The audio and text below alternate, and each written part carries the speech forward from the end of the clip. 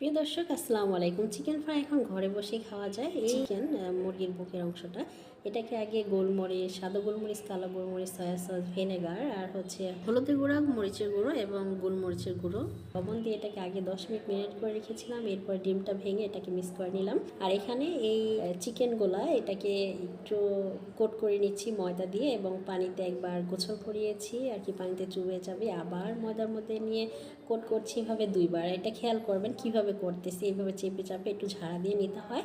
এরপর এটাকে তেলে দিয়ে ভেজে নিলেই হয়ে যাবে। আর এই ময়দাটা আমি কিভাবে রেডি করেছি, 2 কাপ ময়দার সাথে 1 চামচ কর্নফ্লাওয়ার, 1 চামচ হলুদের গুঁড়া, মরিচের গুঁড়া আর 1 চামচ ছিল গোলমরিচের গুঁড়ো, লবণ। এই তো এগুলা দিয়েই ময়দাটা রেডি করে নিলাম। এই তো লো হিটে রেখে এটাকে ভালো করে ব্রাউন কালার করে ভেজে নিলাম। খুব সহজেই তৈরি হয়ে গেল আমার চিকেন ফ্রাই। তো দেখতে খুব লোভনীয় ছিল। উপরে এক্সটার্নাল পার্টটা একদম মুচমুচে ছিল, ভেতরেরটা ছিল একদম ক্রিস্পি, একদম সফট আর স্পাইসি ছিল। তো হয়ে গেল খুব সহজে। সবাই এভাবে ট্রাই করবেন।